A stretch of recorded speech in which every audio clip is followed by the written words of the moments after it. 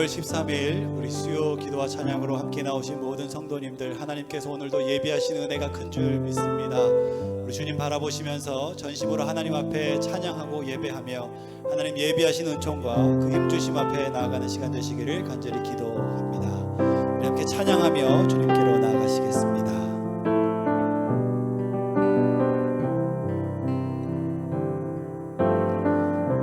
주 품에 품으소서.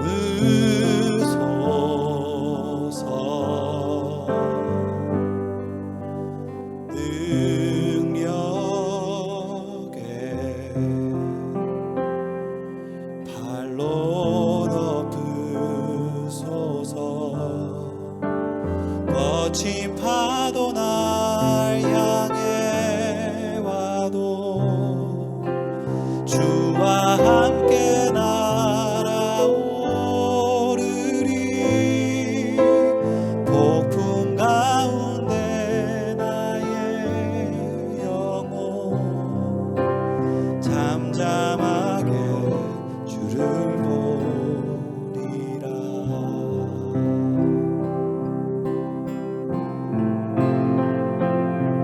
주님 안에 나 거하리.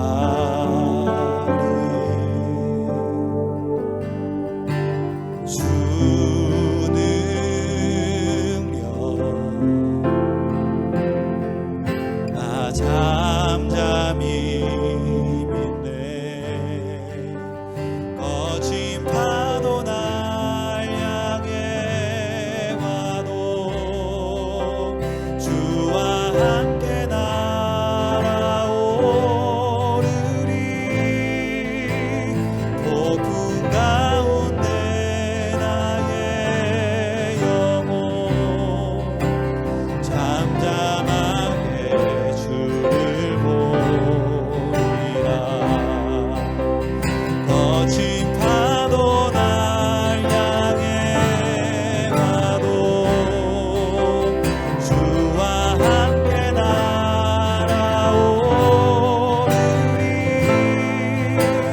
폭풍 가운데 나의 영혼 잠잠하게 주를 보리라. 우리 다시 한번 고백하겠습니다. 주 품에 품으소서. 주 품에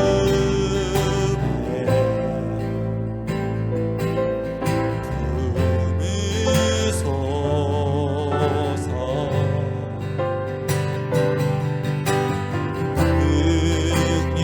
능력에 발로 덮으소서.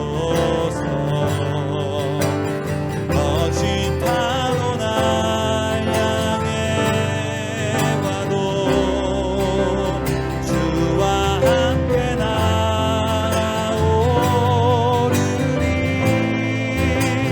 폭풍 가운데 나의 영혼 잠잠하게 주를 보리라. 거친 파도 날 향해 와도 주와 함께 날아오르리. 폭풍 가운데 나의 영혼 잠잠하게 주를 보리라. 잠잠하게 주를 보리라. 잠잠하게 주를 보리라.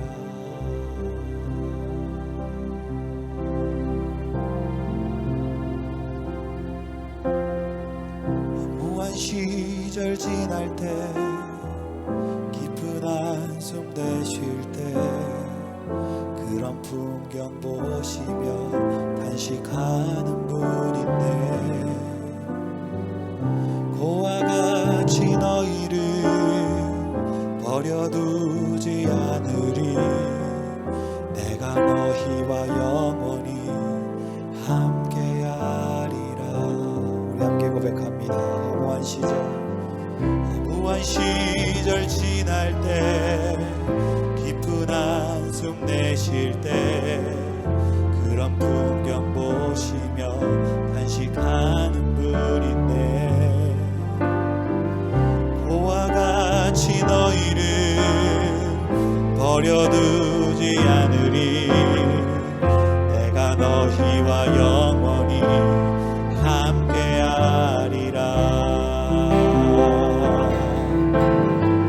성령이 오셨네 성령이 오셨네 내 주에 보내신 성령이 오셨네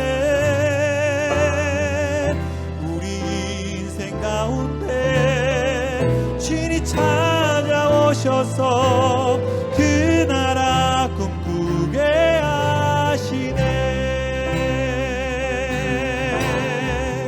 억눌린 자 갇힌 자 자유함이 없는 자 피난처가 되시는 성령님 계시네.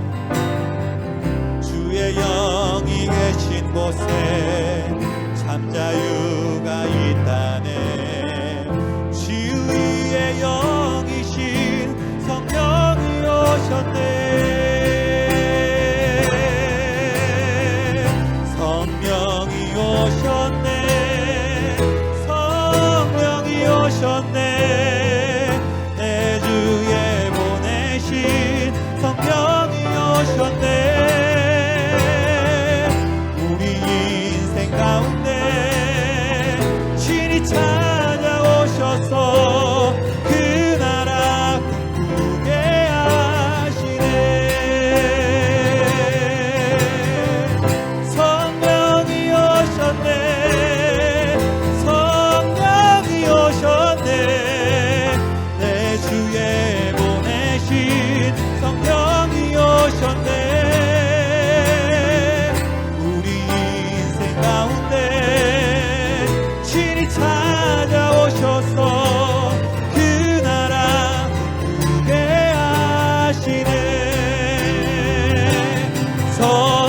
성령이 오셨네 성령이 오셨네 내 주에 보내신 성령이 오셨네. 이 기쁜 소식을 온 세상 전하세.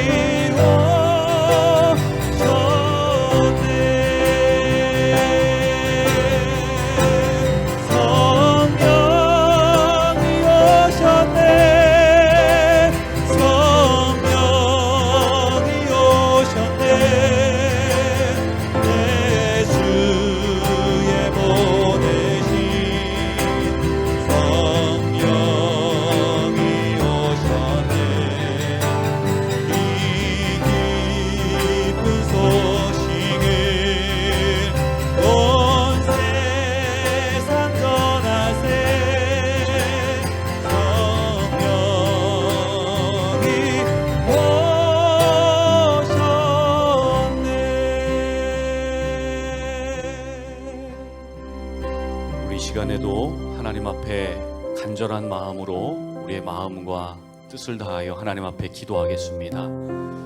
예레미야 33장 3절 말씀에 너는 내게 부르짖으라 내가 내게 응답하겠고 내가 알지 못하는 크고 은밀한 일을 보여주리라 말씀하셨습니다. 우리 화면에 나오는 기도 제목 붙잡고 우리 함께 기도할 때에 우리 마지막 부분에서는 아멘으로 화답하며 간절하게 기도하겠습니다. 첫 번째로 하나님의 임재하심과 치유하심을 위한 기도 드리겠습니다. 첫째로 온라인 예배 가운데 각 가정에 하나님께서 임재하여 주시고 예배를 통해 하나님만 영광받아 주옵소서.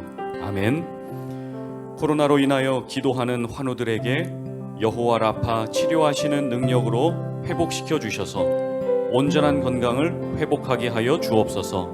아멘. 의료 봉사자로 섬기는 메디컬들을 하나님의 전지전능하신 손길로 안전하게 보살펴 주옵소서. 아멘. 코로나 치료제가 속히 개발되게 하시고 주의 백성들이 죽음을 두려워하지 않고 부활의 소망과 믿음으로 승리하는 삶 살아가도록 은혜 베풀어 주옵소서. 아멘. 우리 두 번째로 교회와 가정을 위해 기도드리겠습니다. 첫째로 교회를 통해 하나님의 영광이 날마다 증가되게 하시고 하나님의 영광을 사모하는 백성들이 함께 기도하며 예배드리는 복된 날을 허락해 주옵소서. 온라인 예배 가운데 성령님의 충만한 임재와 기름 부음을 허락해 주시고 온라인 사역과 모임들을 통해 은혜와 사랑이 풍성한 시간 되게 하여 주옵소서. 아멘. 경제적으로 회복이 필요한 가정들에게 하나님께서 아버지 되심을 허락해 주시며 주님께서 먹이시고 입히시고 채우시고 공급하시는 놀라운 기적을 경험하게 하옵소서. 아멘. 어려운 때일수록 온 가족이 말씀과 기도에 전무하도록 은혜를 베풀어 주시고 오직 주님만 의지하는 귀하고 복된 가정들 되게 하여 주옵소서. 우리 세 번째로 개인을 위해 기도하겠습니다. 첫째로 고난의 터널을 통과할 수 있는 믿음과 소망을 허락해 주시고 순교자적인 믿음과 하나님과의 깊은 친밀함으로 간절히 기도하는 기간이 되게 하옵소서.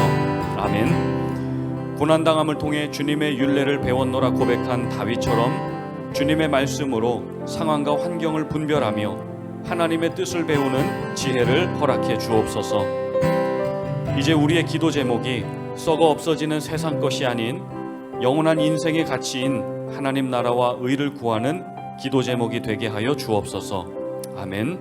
우리 마지막으로 우리의 삶의 궁극적인 이유와 목적이 하나님의 영광이 되게 하시고 무엇을 하며 어느 곳에 있든지 하나님의 영광의 존재로 살아가게 하옵소서. 아멘. 우리 이와 같은 기도 제목 붙잡고 하나님 앞에 간절한 마음으로 이 시간 함께 기도하겠습니다. 하나님 아버지 하나님 감사합니다. 오늘 수요 기도와 찬양의 밤 가운데 하나님 찬양하며 경배하며 기도하는 주님의 백성들 이 예배를 받아주시고 아버지 우리의 경배를 받아주시며 하나님 앞에 기도할 때에 하나님의 놀라운 은혜와 하나님의 성령의 기름을 주께서 역사하여 주시기를 원합니다. 할렐루야 할렐루야 할렐루야. 하나님 아버지 하나님의 크신 은혜가 부어지기를 원합니다. 할렐루야. 하나님 아버지 하나님의 역사하여 주시고 놀라운 하나님의 다스리심과 통치하심으로 각 가정 가운데 하나님의 놀라운 은혜로 역사하여 주시기를 원합니다. 아버지 하나님 코로나 치료제가 속히 개발되게 하시고 아버지 하나님 우리 환우분들 중에 아버지 하나님의 치료하심을 간구하는 주님의 백성들 있사오니 주여 역사하여 주시고 함께하여 주시고 놀라우신 은혜로 함께하여 주시옵소서. 하나님 아버지 하나님 기도하며 예배할 때마다 하늘의 문을 여시고 하나님의 놀라운 은혜를 부어줄 수 있는 역사해 주시기를 원합니다. 존귀하신 아버지 하나님의 크신 은혜와 능력으로 역사해 주시기를 원합니다. 주여 아버지 하나님의 시간에도 예배하며 기도하는 주님의 가정들 가운데 하나님이여 여호와라 판치의 영광을 받아여 주시고 아버지 하나님 주님의 만지심과 치유하심과 회복하심이 있도록 주여 역사여 주시고 하나님의 놀라운 은혜를 함께하여 주옵소서. 말씀으로 회복시켜 주시고 아버지 하나님 놀라운 기도 제목으로 아버지 하나님 앞에 나아갈 때 하나님의 치유하심이 성공할 수 있도록 주님 함께하여 주시옵소서. 하나님 감사합니다. 감사합니다. 아버지 감사합니다. 존귀하신 하나님 아버지 오늘도 수요 기도와 찬양의 밤으로 하나님 앞에 믿음으로 나아가며 간구하는 주의 백성들 기도 제목 가운데 하나님 신실하고 아버지 하나님 주님의 정확한 타이밍에 응답하여 주시기를 소원합니다. 우리가 부르짖어 하나님 앞에 기도하면 주님 들으시고 응답하시고 놀라운 역사로 임하여 주신다 말씀하여 주셨사오니 하나님 아버지 이 저녁에 기도하는 주님의 백성들 기도 제목 가운데 신실하게 응답하여 주시되 주여 특별히 하나님의 치유하심을 간구하며 기도하는 주님의 백성들 하나님이여 만져주시고 회복시켜주시며 라파 되시는 하나님께서 주님의 치유의 광선을 말하여 주시사 온 육신이 온전하게 회복되게 하시고 주님의 보혈을 뿌려주시고 보혈로 덮어주시사 아버지 가정들 회복하여 주시고 육신의 나음을 입을 수 있도록 하나님이 역사하여 주시옵소서. 아버지 하나님, 경제적으로 어려움 당한 가정들, 또한 10년 가운데 치유와 회복의 은총을 구하는 가정들, 아버지 하나님 앞에 기도하며 주님 앞에 부르짖어 나아갈 때에 하나님께서 응답하시고 만지시고 치유하시고 회복하시는 놀라운 은혜를 경험할 수 있도록 주님 도와주시옵소서. 아버지 하나님, 이 저녁에도 세우신 담임 목사님 말씀을 통하여서 아버지 하나님의 말씀에 귀 기울이며 주님의 율법에 우리가 순종하기를 원하오니 아버지 귀한 말씀을 통하여 하나님의 음성 듣게 하여 주시고 응답을 경험하게 하시고 이 어려운 때를 통과하는 믿음을 말씀을 통하여 아버지 하나님 우리가 받을 수 있도록 주님께서 함께하여 주시고 크신 은혜로 임하여 주옵소서. 우리의 기도를 들으시고 또한 영광 가운데 임재하시는 존귀하신 우리 주 예수 그리스도 이름 받들어 간절히 기도하옵나이다. 아멘. 사랑하는 우리 성도님들, KCPC 라이프 오늘 수요 기도와 찬양에 오신 여러분들을 주님의 이름으로 환영합니다. 수요 강단 시간에는 종교 계획자들의 삶과 가르침에 대해서 함께 살펴보고 있습니다. 지난 시간에는 요한 칼빈을 살펴보았고 이번 시간에는 종교 계획자의 불꽃을 일으킨 마르틴 루터에 대해서 살펴보려고 합니다. 마르틴 루터, 아마 많은 분이 대부분 그 이름을 들어보셨을 텐데 우리에게는 종교 개혁자라는 이름보다는 오히려 이 찬송으로 더 잘 알려질 것 같습니다. 내 주는 강한 성리요 방패와 병기 되시니 큰 환난에서 우리를 구하여 내시리로다. 이 찬송으로 적들과 싸워서 하나님의 말씀을 거부하는 사람들과 싸워서 승리했던 루터의 가슴이 들어가 있는 찬송입니다. 인류 역사에 가장 영향을 미친 5명을 이야기할 때 꼭 루터가 들어가곤 합니다. 기독교 역사뿐만 아니라 세상 역사에서도 그만큼 중요한 위치를 차지한다라는 말입니다. 루터의 어린 시절을 좀 살펴보고 그리고 그의 성장 과정, 그의 가르침, 그의 생애에 대해서 좀 살펴보려고 합니다. 1483년 11월 10일 독일 아이슬레벤에서 태어났습니다. 7남매 맏아들로 태어난 루터. 그의 부친과 조상은 본래 농사꾼이었는데 아버지는 나중에 구리 광산 산업을 시작을 하게 되었습니다. 루터는 태어난 그 다음 날 바로 유아 세례를 받게 되었습니다. 부모님은 아주 엄격한 신앙, 당시에 당연히 카톨릭 신자로서 경건한 어머니 아버지의 교육을 받았던 루터였습니다. 부모님은 교육열이 참 높았습니다. 루터를 라틴어 학교에 보내어서 좋은 교육을 받도록 했습니다. 그가 1489년부터 다녔던 교회가 게오르크 교회인데 이 교회는 특별한 교회입니다. 우리가 잘 아는 요한 세바스찬 바흐가 그 교회에서 유아 세례를 받았던 교회이기도 합니다. 루터는 음악을 참 좋아했습니다. 목소리도 좋았고 또 찬송도 짓고 사람들은 그렇게 말을 하곤 합니다. 아마도 마르틴 루터를 가장 잘 이해한 사람이 있다면 신학자가 아니라 요한 세바스찬 바흐가 아닌가. 그의 하나님을 향한 깊이 있는 음악을 알 때 루터를 제대로 알 수 있다라는 의미가 될 것입니다. 1501년이 되어서 에르푸르트 대학교에 들어가게 됩니다. 그곳에서 학사와 석사까지 공부를 마치게 됩니다. 아버지의 소원을 따라서 법학 공부를 시작을 합니다. 루터는 법학 공부를 했지만 사실 그 마음속에는 언제나 종교에 대한 열정이 있었던 사람입니다. 법학 공부를 했던 사람은 요한 칼빈도 루터도 마찬가지였죠. 조직적인 법학 공부를 한 것이 이후에 체계적인 신학 체계를 세우는데 큰 기여를 했을 겁니다. 루터를 이야기하면 꼭 한 가지 우리가 기억해야 될 체험이 있습니다. 벼락 체험이라는 건데요. 1505년에 7월에 고향으로 갔다가 돌아오는 길에 친구와 함께 걷다가 벼락이 치는 일이었습니다. 그 친구가 바로 그 자리에서 적사하는 참 아픔을 겪게 됩니다. 루터는 너무나 두려운 나머지 땅에 엎드려서 간절히 기도했습니다. 나에게 이 위기를 벗어나게 해주면 내가 수도사가 되겠습니다. 그리고 약속대로 2주 후에 그는 아우구스티누스의 수도원으로 들어가게 됩니다.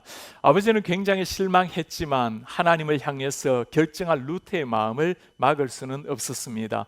참 재미있는 것은 루터가 이때 기도한 대상이 안나 수호신이었다라는 겁니다. 그는 마리아의 어머니로 알려져 있는 사람인데 그때만 하더라도 루터가 정말 개신교다운 예수 그리스도를 온전히 아는 사람이라고 말하기가 굉장히 어렵겠죠.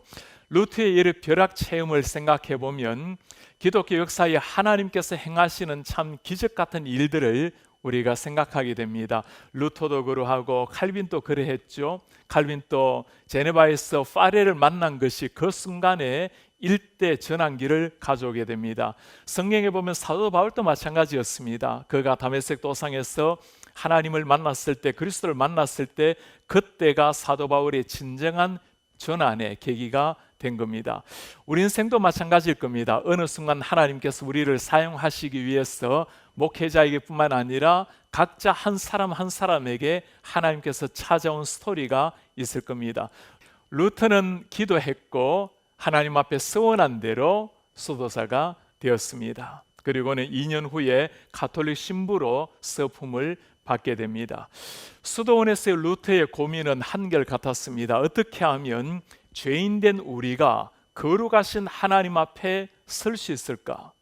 거룩하신 하나님 앞에 죄인된 우리가 어떻게 설 수 있을까? 우리는 당연히 예수님을 믿음으로 하나님의 은혜로 하나님 앞에 선다고 강조하지만 당시 가톨릭 시대는 그러지는 않았습니다. 우리는 최선을 다해서 선행을 해야 되고 노력을 해야 되고 아무리 루터가 선행을 행하고 노력을 하도 그것 가지고 심령에 진정한 평안은 없었습니다. 하나님으로부터 오는 진정한 구원의 확신, 평안이 있어야 되지만 루터에게는 그런 것이 생기지가 않았습니다. 과연 하나님 앞에 자유롭게 하나님의 아들로 설 수 있는 것이 무엇인가 루터의 고민이었습니다. 1511년에 비텐베르그 대학교로 옮기게 됩니다. 그리고 다음 해 로마 교황청에 방문할 기회가 있었습니다. 로마 교황청에는 이스라엘에서 가져온 28개의 계단이 있었습니다. 그 계단을 무릎으로 기어 올라가면 무릎에서 피가 나오고 그 고행으로 말미암아 사람들은 선행을 쌓고 하나님 앞에 구원을 얻는다고 생각을 했습니다. 루터도 물론 28개의 계단을 무릎으로 기어 올랐죠. 피가 나왔죠. 그러나 그의 마음속에 이것으로 말미암아 진정한 죄의 사함을 얻는다라는 확신은 생기지가 않았습니다. 과연 거룩하신 하나님 앞에 어떤 사람이 설 수 있을까? 루터를 끊임없이 따라다녔던 고민이었습니다. 1512년 29살이 되었을 때 루터는 신학 박사학위를 받게 됩니다. 그리고는 시편과 로마서, 갈라디아서, 히브리서의 복음을 강의하기를 시작을 합니다.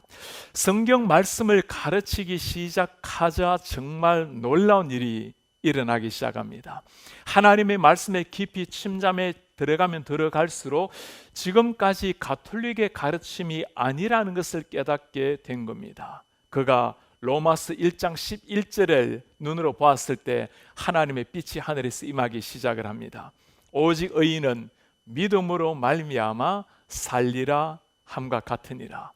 오직 의인은 믿음으로 말미암아 살리라.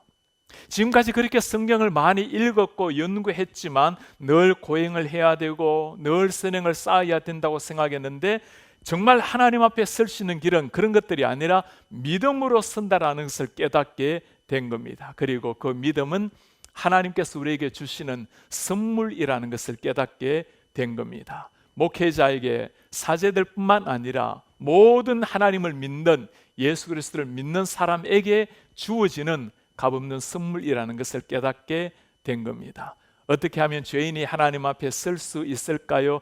루터 스스로의 질문에 대한 답을 찾게 된 겁니다.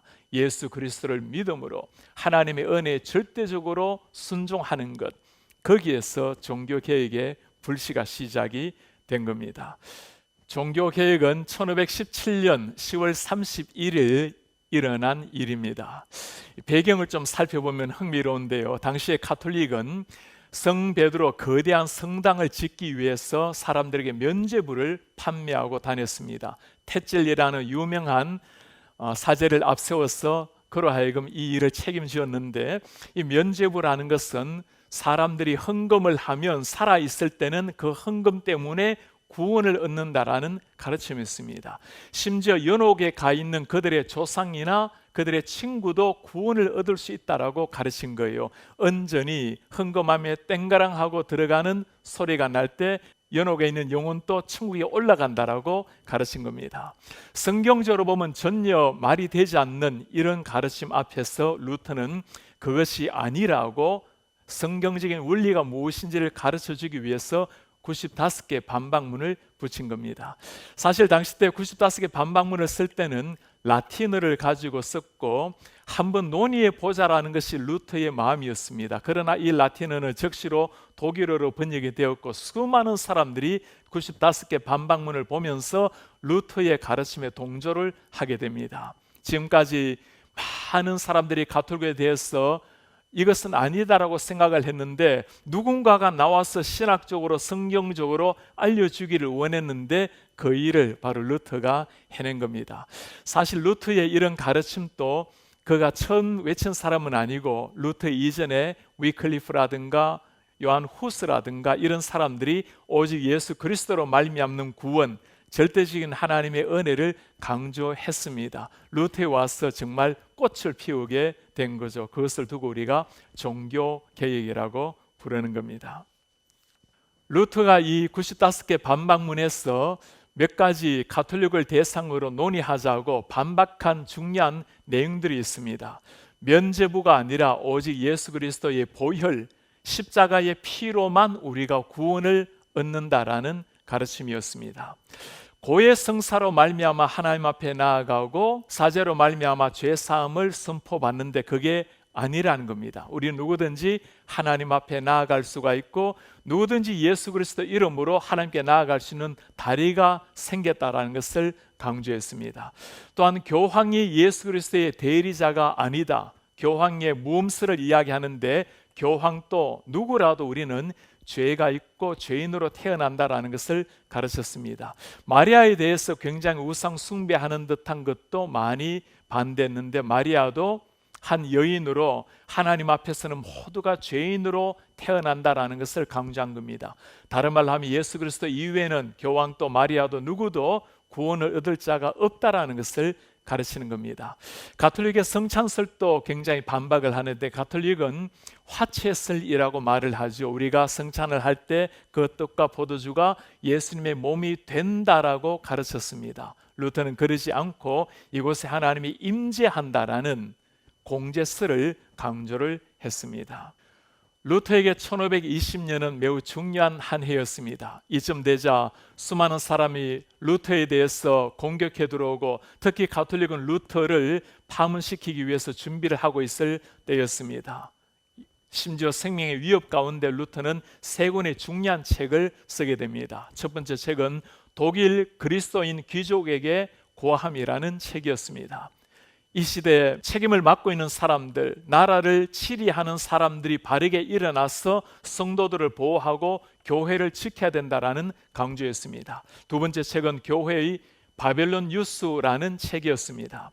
세례와 성찬만이 참된 성례라는 것을 가르쳤습니다. 로마 가톨릭 같은 경우는 7성례를 강조하면서 굉장히 의식을 강조했습니다. 그것은 우리가 만들어낸 것뿐이고 성경이 정말 말씀하는 것은 세례와 성만찬이라고 가르친 겁니다. 세 번째 책은 그리스도인의 자유에 관하여라는 제목의 책입니다. 자유에 대한 것은 루터에게는 굉장히 중요한 주제였습니다. 여기에서 오직 믿음, 오직 은혜, 오직 말씀을 강조하는 종교개혁가의 가장 중요한 기초를 다시 한번 강조했던 책입니다.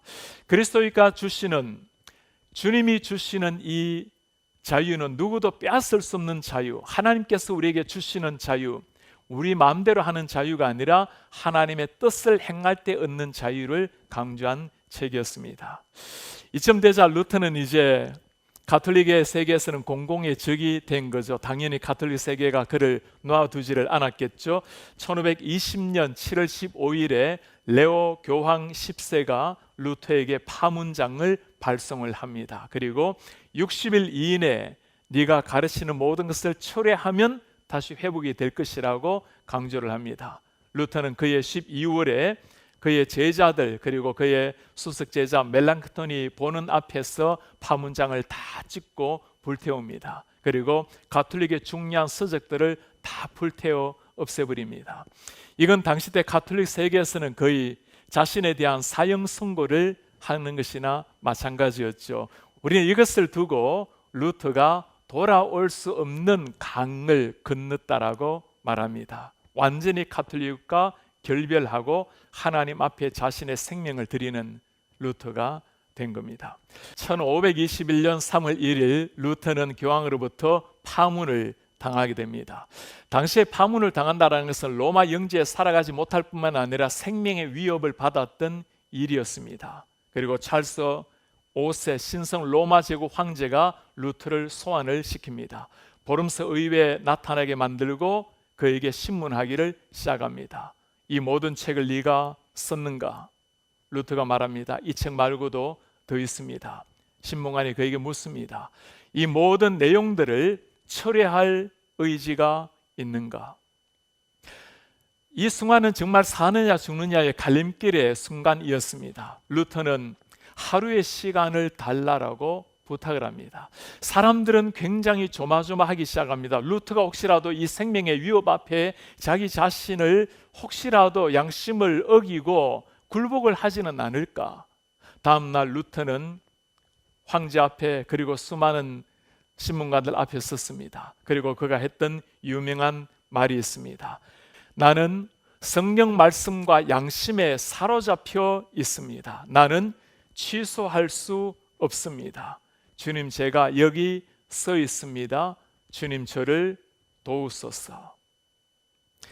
당연히 루터는 도망자 신세가 되었고 생명을 보장받을 수 없는 상황이 되었습니다.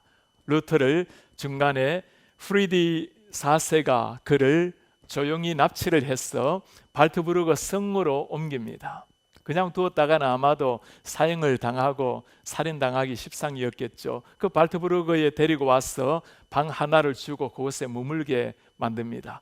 루터는 그곳에서 9개월 동안 머물면서 이름을 융크웨르크라는 이름으로 바꾸고 수염을 길게 기르고 변장을 해서 살아갑니다. 저도 그 발트부르크 루터가 머물렀던 방에 들어가 본 적이 있습니다. 그곳에 가면 루터가 성경을 번역했던 책상을 그대로 가지고 있고 그 9개월 동안에 신약 성경을 다 번역을 마쳤습니다. 9개월 동안 신약 성경 번역을 마친 루터, 우리 성도님들 한번 생각해 보셔야 되겠죠. 9개월 만에 신약 성경을 헬라어에서 독일어로 번역까지 마쳤는데 우리는 성경 한 번 정도는 읽으셔야 되겠죠. 그 뒤로 다시금 비텐베르크로 돌아가서 11년 동안 구약 성경을 모두 다 독일말로 번역을 하게 됩니다. 성경이 독일말로 번역이 되었다라는 것은 엄청난 역사였습니다. 당시 때 사람들은 라틴어 성경밖에 없었기 때문에 일반 사람들은 성경을 이해하지도 못했을 때였습니다. 독일말로 자신의 말로 성경을 읽게 되니까 스스로 하나님의 말씀을 깨닫게 되고 말씀을 깨닫게 되니까 다른 사람에 의지하지 아니하고 하나님께 나아갈 수 있는 믿음의 길을 깨닫게 된 겁니다. 엄밀한 의미에서 종교개혁의 불씨는 성경이 독일말로 번역된 것이 가장 그 불씨가 되었다라고 그 타오르는 불에 기름을 쏟았다고 말할 수가 있겠습니다. 루터의 가정생활에 대해서 잠시 한번 살펴보려고 하는데요. 당시에 사제들은 결혼을 하지 않았죠. 오늘날도 마찬가지고 루터는 이제 사제직에서 떠나서 결혼하는 것이 성경적 가르침이라고 생각을 했습니다. 1525년 6월 13일에 카타리나 폰 보라와 결혼을 하게 됩니다. 이 여인은 루터보다 16살 연하 여인이었는데 그녀도 수녀였습니다. 사람들은 당시 때 수녀와 사제가 결혼을 하게 되면 이상한 괴물이 태어난다라고 이런 미신 같은 것을 믿었습니다. 1년 조금 후에 아이가 태어나는데 건강한 아이가 태어났습니다. 그 뒤로 루터는 6명의 아이를 더 낳게 됩니다. 참 아프게도 태어날 때 그리고 3달째 그리고 13살 때 새 아이는 이 땅을 떠나게 됩니다. 루터는 참 아픔을 많이 가진 사람이었죠. 태어나면서 이 땅을 떠난 아이, 그리고 참 사랑했던 셋째 딸 막달레나가 떠났을 때 심지어 우울증이 찾아올 정도로 고통스러웠던 사람이었습니다. 루트의 이런 삶을 살펴보면 끊임없이 종교 교육 때문에 사람들에게 받았던 그 아픔들, 공격들, 생명의 위협에 대한 두려움들, 그리고 늘 몸도 약했기 때문에 걸어다니는 병동이라고 불릴 정도였습니다. 새 아이까지 땅을 떠나게 했으니 그 마음을 무엇이라고 표현하겠습니까? 루트의 하나님을 향한 진심, 그 설교는 그냥 나온 것이 아니라 인생을 알고 아픔을 알고 삶을 아는 사람에게서 나오는 메시지였습니다. 루트가 쓴 글에 보면 그런 문구가 나와요.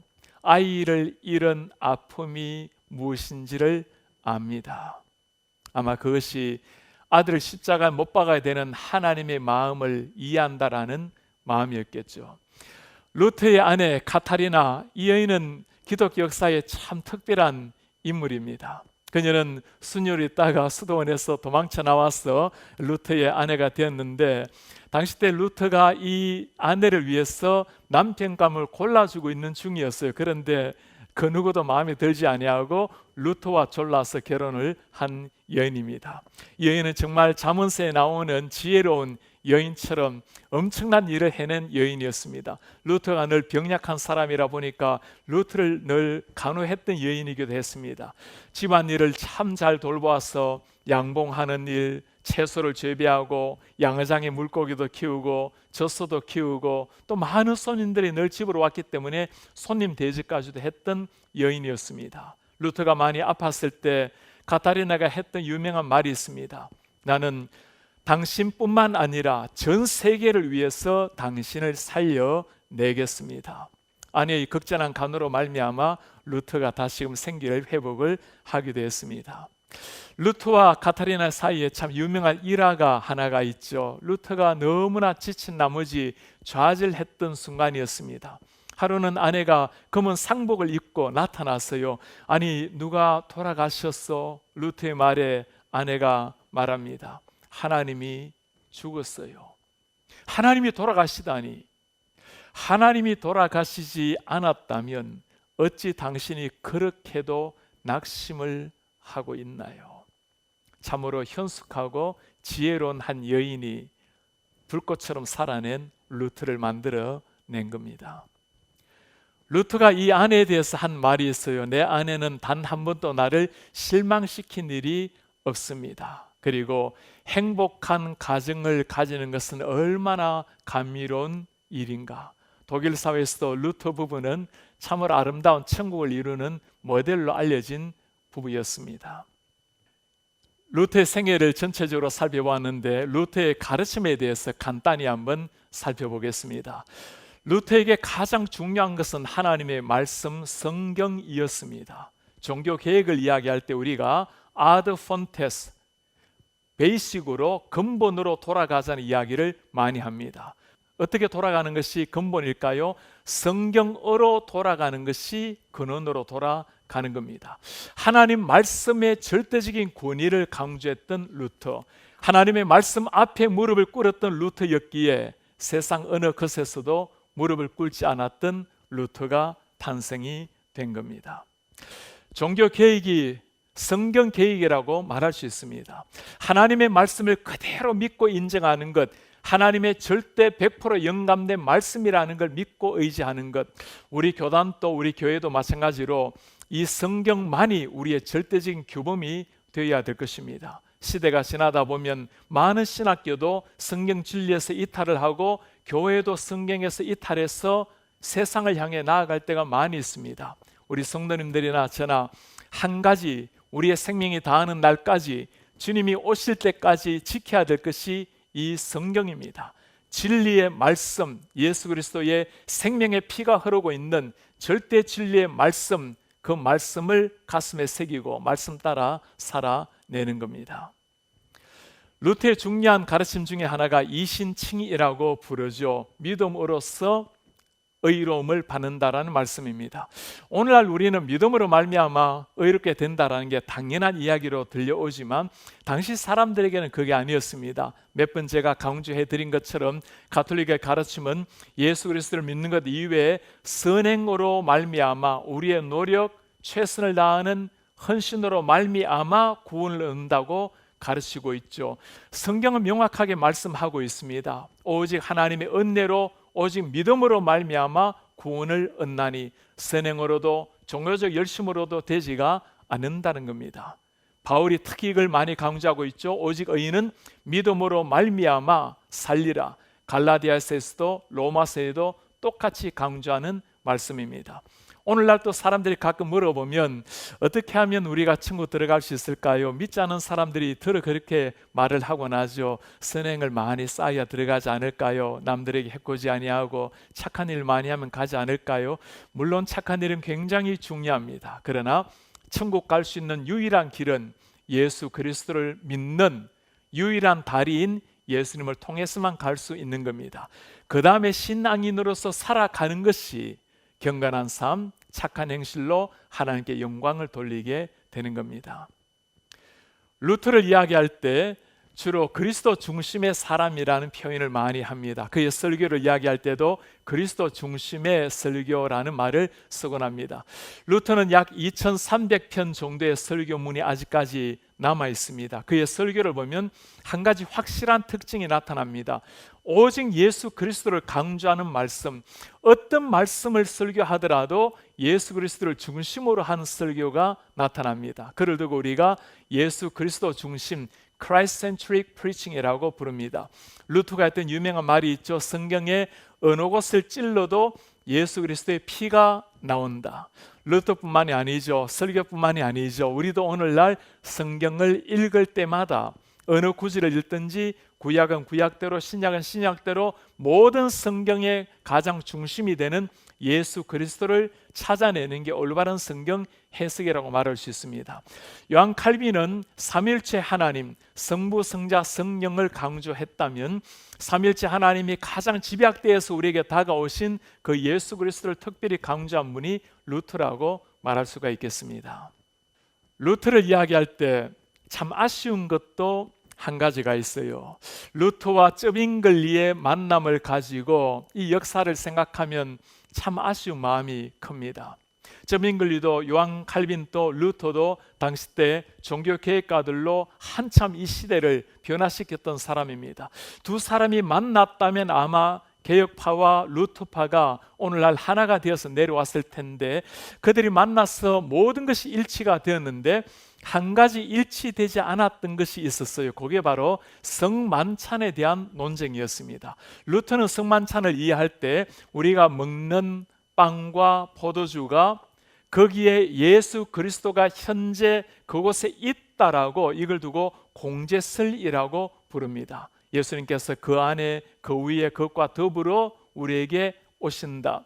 그런데 쩌빙글리 같은 경우는 그게 아니고 우리가 떡과 포도주를 먹을 때 그것은 예수님의 살과 피를 먹는 것을 상징한다라고 상징설을 이야기를 합니다. 이것은 사실 중요한 이슈였지만 그걸 가지고 막 삶을 두고 싸울 정도는 아니었죠. 그러나 결국에 두 사람은 화해하지 못했고 결별하게 되어서 안타깝게 오늘날 루터파와 개혁파가 나뉘어지게 된 겁니다. 이런 모습을 보면 참 마르틴 루터 한 시대 위대하게 하나님 앞에 쓰임을 받았다 하더라도 그도 역시 시대의 인물이었구나라는 생각을 하게 됩니다. 루터를 보면 또 한편 유대인들에 대해서 굉장히 차가운 시선, 부정적인 시선을 가졌던 사람입니다. 그들도 우리가 품고 그들도 예수 그리스도가 필요하기에 사랑으로 다가서야 되는데 이런 걸 보면 요한 칼빈도 루터도 사도 바울도 다윗도 다 마찬가지죠. 사람은 다 부족하고 연약하지만 우리 하나님께서 하나님의 역사에 하나님의 시대에 하나님의 사람을 쓰신다라는 것, 하나님께 영광을 돌려야 될 일입니다. 루터의 마지막에 대해서 잠시 한번 살펴보려고 합니다. 루터는 정말 걸어 다니는 병동이라고 할 만큼 루터도 칼빈도 늘 병약했던 사람이었습니다. 아내 카타리나의 참 극진한 도움으로 말미암아 그래도 루터가 끝까지 설교하고 많은 책을 집필할 수가 있었습니다. 1545년도 11월에 비텐베르그 대학교에서 마지막 강의를 하게 됩니다. 1546년 1월 17일에는 비텐베르그 교회에서 마지막 설교를 하게 됩니다. 루터의 참 아름다운 모습은 그가 이 땅을 떠나는 마지막 순간까지 설교하다가 세상을 떠났다라는 겁니다. 몇 가지 상황을 보면 1월 24일 할레 성 마리아 교회에서 설교를 하고 1월 26일 할레 시장교회에서 설교하고 그리고 2월 14일 성 안드레아스 교회에서 마지막 설교를 했습니다. 그가 이 땅을 떠나기 나흘 전까지 설교를 한 겁니다. 하나님의 말씀에 사로잡혀서 마지막 순간까지 복음을 전가하다가 이 땅을 떠났던 마르틴 루터.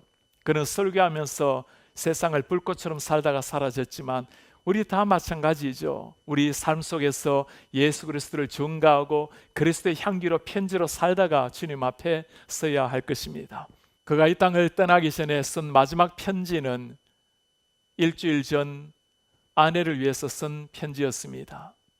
사랑하는 아내, 그를 위해서 희생했던 아내, 그를 세워주었던 아내에 대한 그의 감사의 마지막 표현이었습니다. 하나님께서 허락하신다면 다시 만나기를 바란다고 했지만 그 만남은 지상에서는 이루어지지 않았고 천국에서 이루어진 만남이었습니다. 우리가 함께 루터의 생애를 살펴보고 루터의 가르침에 대해서 잠시 살펴보았습니다.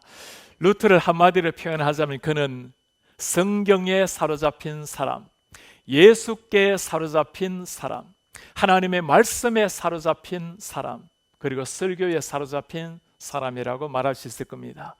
루터 하나님을 만남으로 말미암아 인생이 바뀌었고 주님만을 두려워했기에 죽음 앞에서도 오직 복음을 위해서 당당하게 외쳤던 루터. 오늘날 이 시대는 이런 루터 같은 사람을 필요로 합니다. 저는 그렇게 기도합니다. 우리 KCBC의 많은 젊은이가 이 루터와 같은 가슴을 가지고 한 시대 하나님 앞에 나를 불러주신 그 하나님 앞에 내 생명이라도 드리겠노라고 하나님 앞에 서 있기에 하나님 앞에 무릎을 꿇었기에 세상 어느 곳에서도 무릎 꿇지 않고 겸손하지만 당당하게 서 있는 하나님의 사람들, 이런 사람들 많이 탄생되기를 기대합니다. 한 사람이 탄생되었을 때 독일뿐만 아니라 유럽뿐만 아니라 전 세계에 하나님의 생명의 복음이 흐르기 시작했습니다. 우리 KCBC로 말미암아 또 이 땅에 수많은 하나님의 교회로 말미암아 이런 사람, 이런 젊은이 나타나서 온 세상 열방 가운데 이 생명의 복음이 펼쳐지기를 주의 이름으로 축복합니다. 오늘 루터의 삶과 루터의 가르침에 대해서 한번 살펴보았습니다. 우리 잠시 한번 정리를 해보도록 할까요? 루터는 성경의 사람이었습니다. 하나님의 말씀을 절대 진리의 말씀으로 믿었기에 그 말씀을 위해서 자신의 생명을 던졌던 사람이었습니다. 세상 모든 위협이 다가와도 성경 말씀이 옳다면, 하나님 앞에 양심이 옳다면 꿋꿋하게 나아갔던 루터였습니다. 예수의 사람이었습니다. 그는 예수 그리스도의 복음으로 구원을 얻었고 예수 그리스도만이 유일한 주님이라는 것을 깨닫고 그것을 위해서 삶을 던졌습니다. 하나님 앞에 무릎을 꿇었기에, 예수님 앞에 무릎을 꿇었기에 세상 앞에 무릎 꿇지 않았던 하나님의 사람이었습니다. 그는 또한 말씀의 사람이었습니다. 루터를 우리가 종교개혁가 또 신학자 이렇게 말하지만 사실 루터는 목양을 했고 진리의 말씀을 전했던 설교자였습니다. 우리가 이 루터 앞에서 모두가 설교할 사람은 아니지만 그러나 우리 삶 가운데 설교자처럼 이 복음을 전가하고 때로는 사랑으로 때로는 말씀으로 이 복음을 전하는 사명을 감당을 해야 될 것입니다. 루터는 정말 용기의 사람이었습니다. 얼마나 죽음의 고비를 많이 넘겼는지, 그러나 그 죽음의 위협 속에서도 하나님이 원하신다면 주님의 영광을 위해서 그의 젊음, 그의 생명을 기꺼이 내어 놓았습니다. 오늘날 하나님께서는 이런 사람 찾고 계십니다. 하나님의 말씀에 하나님이 주신 양심에 사로잡힌 사람, 예수 그리스도의 복음에 완전히 사로잡힌 사람, 세상 앞에 서 있지만 하나님 앞에 무릎을 꿇음으로 세상 앞에 무릎 꿇지 않는 사람. 저는 우리 KCBC를 통해서 많은 이런 젊은이가 탄생되기를 기도합니다. 사랑하는 여러분들의 자녀들, 우리 다음 세대 가운데 칼빈 같은 사람, 루트 같은 사람, 바울 같은 사람 나타나기를 기도합니다. 우리 교회뿐만 아니라 전 세계 열방 가운데 하나님의 교회를 통해서 이런 젊은이들이 나와서 그 한 사람으로 말미암아 종교 개혁의 불씨가 일어난 것처럼 하나님께서 사시는 그 사람들로 말미암아 전 세계 열방 가운데 진리가 높아지고 하나님의 영광이 드러나기를 기도합니다. 우리 성도님들, 한인생 그렇게 불꽃처럼 우리도 살아내고 그런 사람을 키워내는 우리 성도님들 하나님의 교회 되시기를 주의 이름으로 축복합니다. 우리 오늘 루트를 생각하면서 함께 우리 잠시 한번 기도하는 시간을 갖도록 하겠습니다. 우리 기도할 때 하나님, 성경 말씀 앞에 예수 그리스도의 복음 앞에 변화된 사람, 주님, 우리가 하나님의 말씀을 100% 하나님의 말씀으로 믿게 하시고 예수 그리스도 그 은혜로 말미암아 구원을 얻었으니 그 은혜에 감격하며 살아내게 하시고 이 믿음으로 오직 하나님의 영광을 위해서 살아내게 은혜를 도와여 주십시오. 우리 이렇게 기도합시다. 하나님, 우리 KCBC를 통해서 이런 하나님의 사람이 무수하게 나올 수 있도록 도와주십시오.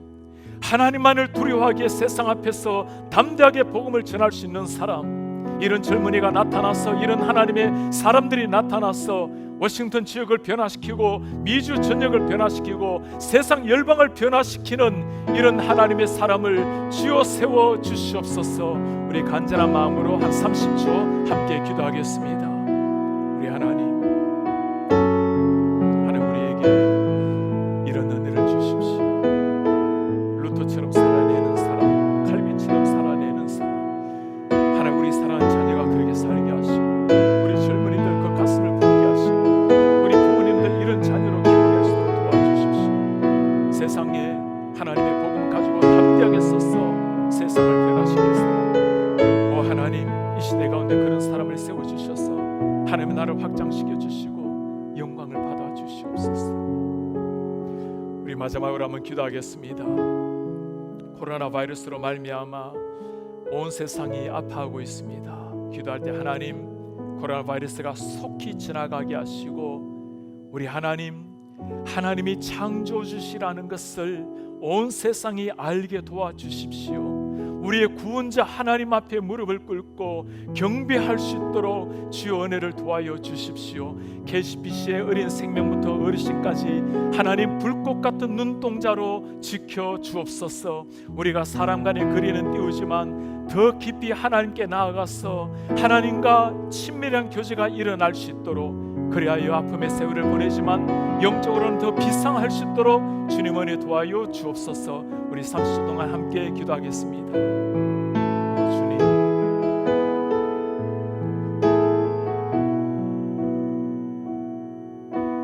하나님, 주님의 은혜로 오늘까지 왔습니다. 코로나 바이러스 온 세상이 떨고 있는 가운데 있습니다. 주님, 불쌍히 보십시오. 긍휼히 여겨 주십시오. 온 세계 열방이 하나님 앞에 창조주를 알고 구원자 하나님 앞에 무릎을 꿇을 수 있도록 주님 도와주시옵소서. 우리 하나님, KCBC를 불꽃 같은 눈동자로 지켜주십시오. 하나님의 은혜로 온 성도가 하나님 앞에 더 밀착되게 하시고 어려운 시기를 지날 때 사람이 그리는 떨어질지라도 더 하나님과 밀착될 수 있도록, 그래 마침내 놀라운 영적 비상을 일으킬 수 있도록 주님 도와주시옵소서. 우리 하나님 아버지 참 고맙습니다. 하나님, 우리 앞에 서 있는 칼빈 그리고 오늘 루트를 보았습니다.